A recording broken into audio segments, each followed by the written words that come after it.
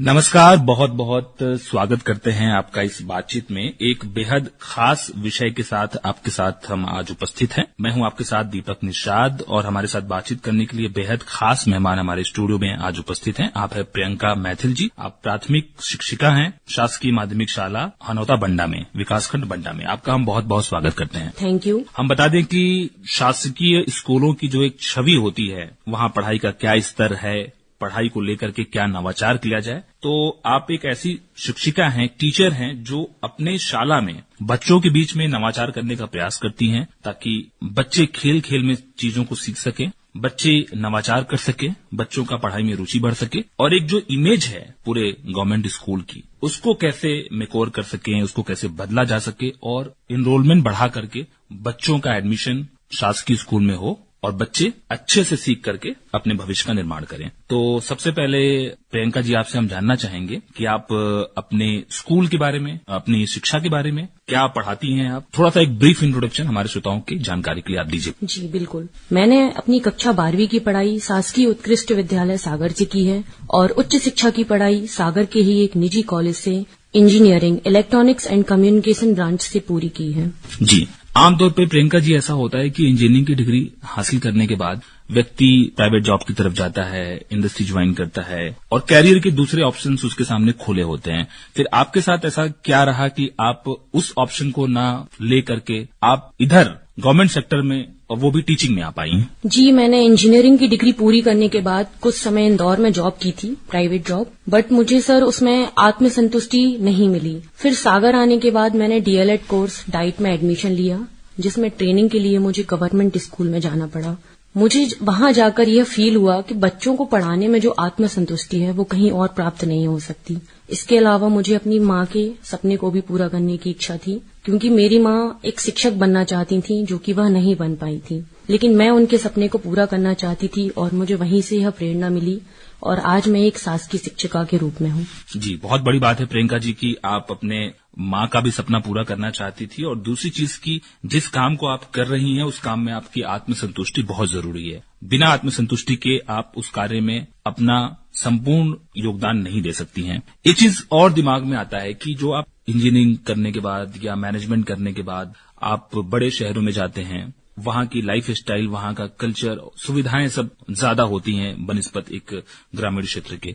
तो स्कूल आपने ज्वाइन किया और ग्रामीण क्षेत्र में आपकी पदस्थापना हुई, तो क्या अनुभव आपको पेश आया? आपको क्या समझ में आया कि कहीं आपसे गलती तो नहीं हो गई? जी, मेरी ज्वाइनिंग के समय ही मैंने यह निश्चय किया था, डिसाइड किया था मैंने कि मैं पढ़ाई के साथ साथ जो सह शैक्षणिक गतिविधियां एक प्राइवेट स्कूल में होती हैं, जो को करिकुलर एक्टिविटीज होती हैं प्राइवेट स्कूल में, वो सब मैं अपने विद्यालय में भी करवाऊंगी, जिससे कि बच्चों का होलिस्टिक डेवलपमेंट, सर्वांगीण विकास हो सके और एक शासकीय विद्यालय की छवि को बदला जा सके। इसी निश्चय के साथ आगे बढ़ते हुए मैंने अपने विद्यालय में प्रत्येक त्योहार और गतिविधियों को बच्चों की सहभागिता के साथ परंपरागत रूप से मनाने का निश्चय किया। ग्रामीण क्षेत्र में मुझे बहुत सी परेशानियों का सामना करना पड़ा, क्योंकि मकरोनिया में मैं रहती हूँ, तो मकरोनिया से प्रतिदिन 40 किलोमीटर जाना और 40 किलोमीटर आना, लगभग 80 किलोमीटर डेली का सफर बहुत ज्यादा थकान कर देने वाला था। तो जो डेली की थकान होती थी उसको दूर करने के लिए मैं यही सोचा करती थी कि बच्चों के साथ रहकर जो अनुभव प्राप्त होते हैं और जो बच्चों को कुछ नया सिखाने का अवसर मिलता है वह कहीं और नहीं मिल सकता। और ग्रामीण क्षेत्र में आज भी स्वास्थ्य और जागरूकता को लेके और संसाधनों का काफी अभाव है, जिसे एक शिक्षक ही पूरा कर सकता है और उसको दूर भी कर सकता है। जी, बहुत बड़ी बात है प्रियंका जी के लिए आप एक जो शिक्षक की भूमिका है उसको बहुत बेहतर तरीके से समझती हैं और आपको मालूम है कि शिक्षक के पेशे में वो पोटेंशियल है, वो क्षमता है जो गांव की सूरत को और वहां के भविष्य को दोनों को तराश सकता है। आपसे आगे हम जानना चाहेंगे कि ग्रामीण क्षेत्र में काम करने की चुनौती तो थी ही, क्योंकि आपको डेली अप डाउन करना पड़ रहा है। तकरीबन 80 किलोमीटर की यात्रा प्रतिदिन करके आप मकरोनिया से बंडा के एक ग्रामीण क्षेत्र में जाती हैं। दूसरी चीज आपसे हम ये समझना चाहेंगे कि जो गवर्नमेंट सेटअप होता है, शासकीय ढांचा होता है, उसकी अपनी एक चुनौतियां हैं, खासकर विद्यालय में। क्या आपको वो चुनौती फेस करनी पड़ी, आपके सामने पेश आई? पहली चीज। दूसरी चीज, जो चुनौतियां आपके सामने आई, आपने उनका सामना कैसे किया, कैसे आपने उसको ओवरकम किया, कैसे आपने उसको फेस किया? जी, मैं बताना चाहूंगी कि मैंने वहां जाकर ये एक्सपीरियंस किया कि बच्चों में टैलेंट तो बहुत ज्यादा है, बच्चों में बहुत सी प्रतिभाएं हैं, लेकिन उनको सही मार्ग दिखाने वाला कोई नहीं है। तो सबसे पहले मैंने बच्चों के बेसिक कॉन्सेप्ट को विकसित करने में ये चुनौती का सामना किया कि ग्रामीण क्षेत्रों में जो बच्चे आते हैं उनके माता पिता इतने शिक्षित नहीं होते कि वो बच्चों पर प्रॉपर ध्यान दे सकें। मुझे इस वर्ष कक्षा तीसरी और चौथी पढ़ाने का अवसर मिला, तो मैंने बच्चों को उनके कौशल के अनुरूप जो अभ्यास कार्य करवाए और जो पिछली कक्षा उनकी पहली और दूसरी उसका भी मैंने पुनः अभ्यास कार्य करवाया उनको। तो मैंने यह देखा कि बच्चों में कुछ बेसिक कॉन्सेप्ट हैं जिनको क्लियर करने की बहुत ज्यादा आवश्यकता है। तो सबसे पहले मुझे यही चुनौती का सामना करना पड़ा, आफ्टर कोविड बच्चों के जो बेसिक कॉन्सेप्ट हैं उसको कैसे डेवलप किया जाए। कोविड का आप जिक्र कर रही हैं, तो कोविड क्यों ऐसा एक कट ऑफ पीरियड था कि जिसके पहले की परिस्थितियां शायद अलग थी या उसके बाद की परिस्थितियां अलग है? बच्चों के ऊपर क्या प्रभाव पड़ा? जी, कोविड के बाद ऐसा माहौल रहा कि बच्चों की प्रॉपर क्लास नहीं लग पाई। बहुत से परिवार ऐसे भी थे जो विस्थापित हो गए, तो इस कारण से बच्चों की पढ़ाई रेगुलर बेसिस पर नहीं हो पाई। जो कक्षा पहली और दूसरी में जो उनको अवधारणा सीखनी चाहिए थी वो घर पर रहकर इतने अच्छे से नहीं सीख पाए जो वह स्कूल में सीख सकते थे। आपने बताया कि बच्चों के जो कॉन्सेप्ट्स थे, जो अवधारणाएं थी विषय से संबंधित, आपने उसको बहुत अच्छे से पढ़ाया। अभ्यास के साथ साथ रिवीजन पे भी आपने ध्यान दिया। और क्या वो नवाचार थे जिनका प्रयोग एक यंग टीचर होकर के आपने अपने स्कूल में किया ताकि बच्चों का जो जुड़ाव है स्कूल के प्रति वो बढ़ा? उन नवाचारों के बारे में कुछ बताइए जो प्रयोग आपने किए हैं। मैंने इसमें नई शिक्षा नीति के तहत बच्चों की जो बुनियादी शिक्षा है उस पर कार्य किया। FLN foundational literacy and numeracy, जिसे बुनियादी साक्षरता और संख्यात्मकता कहते हैं, जिसका मतलब होता है कि कक्षा 3 तक हर बच्चे को पढ़ने लिखने और गणित की बुनियादी समझ विकसित हो जाए। इसी के तहत मैंने बच्चों को सिखाने के लिए खेल खेल में शिक्षा विधि अपनाई। मेरी पहली गतिविधि यह थी, मैंने देखा कि मेरे कक्षा में कुछ बच्चे ऐसे हैं जिन्हें गणित के अंकों की पहचान नहीं थी। वो कक्षा तीसरी में तो आ गए लेकिन अभी भी उनसे अंक पहचान स्पष्ट रूप से नहीं बनते थे। तो इसके लिए मैंने एक TLM जो कि टीचिंग लर्निंग मटेरियल है, उसके तहत एक मोबाइल फोन बनाया,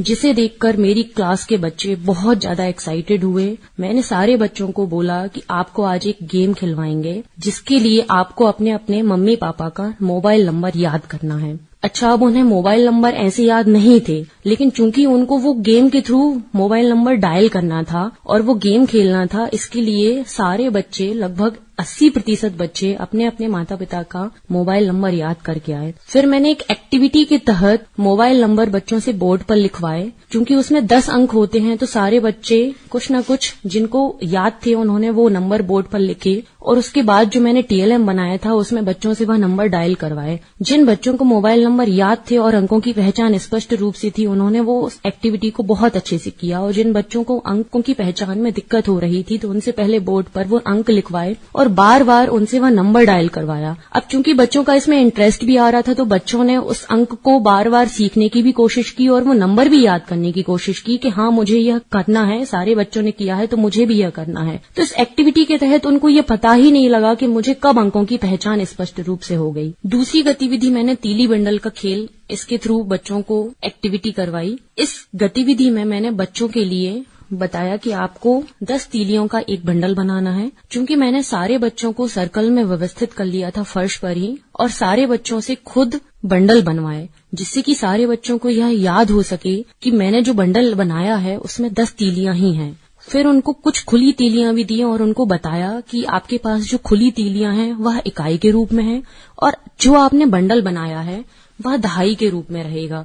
अच्छा, मैंने इसमें स्केप फोल्डिंग कॉन्सेप्ट का यूज किया जो कि बताता है कि आई डू मैं करूं, वी डू हम करें और यू डू तुम करो का यूज करते हुए मैंने इस खेल की शुरुआत की। स्केप फोल्डिंग कॉन्सेप्ट में यह होता है कि सबसे पहले टीचर को स्वयं करके दिखाना होता है। तो सबसे पहले मैंने तीली बंडल से स्वयं संख्या प्रदर्शित करके दिखाई। फॉर एग्जाम्पल, कोई संख्या है 67, 67, तो इसमें मैंने बच्चों को बताया कि 67 संख्या में इकाई का अंक 7 है और दहाई का अंक 6 है, तो 7 खुली तीलियां रहेंगी और 6 बंडल रहेंगे। अब सारे बच्चों ने इस गतिविधि को देख लिया कि मैम ने कैसे संख्या प्रदर्शित की है। फिर प्रत्येक बच्चे को बुलाकर मैंने संख्याएं प्रदर्शित करवाई। इसी कॉन्सेप्ट को आगे बढ़ाते हुए मैंने उनको जोड़ की अवधारणा पर भी प्रश्न करवाए, क्योंकि हर बच्चे को यह कहीं न कहीं दिमाग में क्वेश्चन रहता है कि जो हासिल आई है उसको दूसरी संख्या के ऊपर ही क्यों लिखा, और जो हासिल आई है वह इकाई के अंक के रूप में होती है कि दहाई के अंक के रूप में होती है। मेरी क्लास में एक बच्चा है जिसको हमेशा से यह दिक्कत होती है, वह जो हासिल लिखता है वो दहाई के रूप में कहता है कि मैम यह तो एक हासिल आई है, ये तो 2 हासिल आई है। मैंने उसको मूर्त रूप में पहले वो प्रश्न हल करके दिखाया। क्योंकि सारे बच्चे अभी भी फ्लोर पर ही व्यवस्थित सर्कल में बैठे हुए हैं, तो चौक से ही मैंने सवाल को फर्श पर लिखा और संख्याएं प्रदर्शित करवाई। फॉर एग्जाम्पल, मैंने 56 में 38 जोड़ना प्रश्न हल करवाया। तो पहले मैंने बच्चों से 56 संख्या प्रदर्शित करवाई, जिसमें 6 खुली तीलियां और 5 बंडल बच्चों ने प्रदर्शित किए, और 38 संख्या में 8 खुली तीलियां और 3 बंडल बच्चों ने प्रदर्शित किए। अब मैंने बच्चों से बोला, आप जो इकाई के अंक हैं, जो खुली तीलियां हैं, उनको गिनकर बताओ कि ये कितने हो गए। तो बच्चों ने बताया कि 6 और 8 ये खुली तीलियां 14 हो गए। अब चूंकि बच्चों को गेम के नियम याद थे कि एक बंडल में तो 10 तीलियां होती हैं, तो ये तो 14 हो रहे हैं। तो जैसी ही 10 तीलियां हुई, बच्चों ने वो बंडल बना लिया और बंडल को बंडल वाले स्थान पर ही रख दिया जहां हासिल के रूप में लिखा करते हैं। अब चूंकि 4 खुली तीलियां बची हैं, तो इकाई के स्थान पर बच्चों ने 4 संख्या चौक से प्रदर्शित कर दी, और जितने बंडल बचे थे, बंडल को काउंट करके बच्चों ने बताया कि यह तो 9 बंडल हो रहे हैं। तो बच्चों ने उसको दहाई के स्थान पर 9 बंडल लिख दिए। अब चूंकि बच्चों ने इस प्रश्न को मूर्त रूप से हल करते हुए देखा है कि ये जो दहाई के रूप में हासिल आ रही है, वो एक दहाई होती है, ना कि एक इकाई के अंक के रूप में अंक होता है। जब ये बच्चों से ये सारे गेम मैंने करवाए, तो बच्चों को इसमें बहुत ज्यादा एक्साइटमेंट हुई। अब चूंकि बच्चों ने मूर्त रूप से करके देखा है सवाल को, तो अब उनके ये सारे डाउट क्लियर हो गए कि जो हासिल आती है वो इकाई के अंक के रूप में नहीं होती, वह दहाई के अंक के रूप में होती है। बहुत बढ़िया तरीके से आपने बताया, और गणित के जो विद्यार्थी हैं, शुरुआत कर रहे हैं, इस टेक्निक का प्रयोग करके बहुत आसानी से सीख सकते हैं। क्योंकि गणित जो होता है उसमें चीजें दिखती नहीं है मूर्त रूप से, और आपने उन चीजों को अभ्यास के माध्यम से बिल्कुल उनको दिखा दिया, उनके सामने दिखा दिया कि ये चीजें ऐसी होती हैं। तो जो हासिल की प्रॉब्लम आ रही थी उनके दिमाग में कि हासिल को कैसे इकाई में ही लेना है, दहाई में नहीं लेना है, वो आपने हल कर दिया। बहुत अच्छा तरीका आपने आजमाया बच्चों को सिखाने का, मूर्त तरीके से चीजों को दिखा करके। आगे हम आपसे ये समझना चाहेंगे कि जब बच्चों की जो शिक्षण विधि आप उनको बता रही थी, सिखा रही थी, तो आपको पहले के परिणाम में और जब आपने ये नवाचार किया, नवाचार के बाद के जो परिणाम बच्चों में आए, उसमें आपको क्या फर्क या क्या अंतर महसूस हुआ?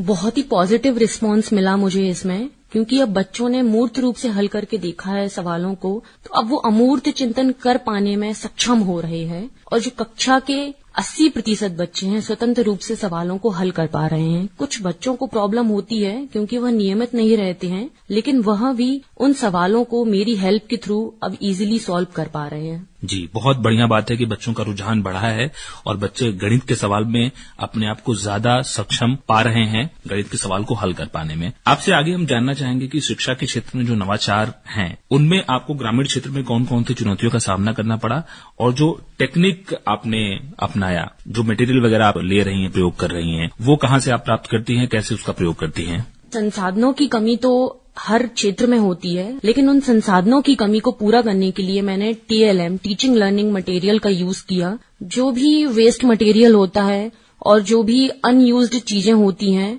मैंने उनका यूज किया है इसमें। और जो TLM होता है उसको बिल्कुल फ्रीली, बिना पैसों के, घर के जो सामान होते हैं उससे बनाया है, जिससे कि बच्चों को सीखने में भी सहायता मिल सके और बच्चों का भी उसमें रुझान बना रहे, देखने में भी वो अट्रैक्टिव लगे और बच्चे उससे इजीली सीख पाएं। जो TLM की बात आप कर रही हैं, लर्निंग मटेरियल की बात आप कर रही हैं, आप स्वयं बनाने के साथ साथ बच्चों को भी मोटिवेट करती हैं कि बच्चे भी उनके घर के जो खराब पड़े सामान है या वेस्ट मटेरियल है, उससे वो लर्निंग मटेरियल तैयार कर सकें? जी बिल्कुल। जो बच्चों के लिए जैसे न्यूज़पेपर हो गया या स्टिक हो गई और भी अदर चीजें होती हैं, तो बच्चों के लिए भी मैं मोटिवेट करती हूँ कि आपको भी ऐसे कोई चीजें बनानी है। मैं आपको एक एग्जांपल बताना चाहूंगी। मेरे यहाँ पर जब दिवाली का प्री दिवाली सेलिब्रेशन करवाया गया था, तो मिट्टी के दिए बनवाए गए थे बच्चों से, सारे बच्चों से एक कंपटीशन रखा गया था। सारे बच्चे उसमें हाथ से मिट्टी के दिए बनाकर लाए थे और ऐसे ऐसे दिए बनाकर लाए थे। उन्होंने अपनी क्रिएटिविटी दिखाई थी, जिससे देखकर यह लगा था कि इसको और अच्छे रूप में अगले साल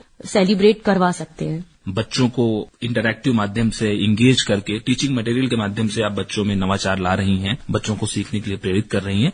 चलते चलते बस आपसे हम ये जानना चाहेंगे कि अभी तक के अपने अनुभव से और सेवा से आप बहुत संतुष्ट हैं और आगे क्या विजन आप देखती हैं, किस तरह का परिवर्तन आप लाना चाहती हैं और जो दूसरे टीचर्स हैं वो भी कैसे एक दूसरे से इस तरह के जो इनोवेशन है, नवाचार है, टीचिंग मेथड है, उसको अपना करके शेयर करके जो पूरा का पूरा एक वातावरण है शासकीय स्कूल का या शिक्षा का, उसमें कैसे परिवर्तन ला सकते हैं? मेरा हमेशा से यही मोटिव रहा है कि गवर्नमेंट स्कूल की इमेज को चेंज किया जा सके। जैसे एक प्राइवेट स्कूल को देखा जाता है, मैं चाहती हूँ कि गवर्नमेंट स्कूल को भी उसी नजरिए से देखा जाए, क्योंकि मैं अपने विद्यालय में सारी एक्टिविटी कराती हूँ जो एक प्राइवेट स्कूल में होती हैं। इनफैक्ट मैं यह कहना चाहूंगी कि जो एक प्राइवेट स्कूल वाले भी अच्छे से सेलिब्रेशन नहीं करा सकते हैं, वो मैं अपने विद्यालय में कराती हूँ। तो मेरा सभी शिक्षक साथियों से यह निवेदन है कि वह भी अपने विद्यालय में ऐसे ही नवाचार करते रहें और जिससे बच्चों को सीखने में और अधिक सरलता और सहजता महसूस हो। जी, बहुत अच्छा प्रयोग कर रही हैं आप और आपकी जो सोच है, आपका जो विजन है, आप परिवर्तन लाना चाहती हैं। प्रियंका जी, बहुत अच्छा लगा आपसे बातचीत करके और हम ये उम्मीद करते हैं कि जो परिवर्तन आप देखना चाहती हैं, जो आपने अपने दिमाग में परिकल्पना की है गवर्नमेंट स्कूल्स को लेकर के, शासकीय शालाओं को लेकर के, वो जरूर आप पूरा करेंगी और पूरा कर रही हैं और आपका जो एक विजन है, एक जो सोच है आपकी, वो एक दिन मूर्त रूप लेगी और जो परिवर्तन आप देख रही हैं वो साकार होंगी। प्रियंका मैथिल जी, प्राथमिक शिक्षिका हैं आप, शासकीय माध्यमिक शाला हनौता बंडा में। बहुत धन्यवाद आपका आने के लिए और टीचिंग मटेरियल के ऊपर, शिक्षा पद्धति के ऊपर इतनी अच्छी अच्छी बातें आपने साझा की। बहुत बहुत धन्यवाद आपका। धन्यवाद।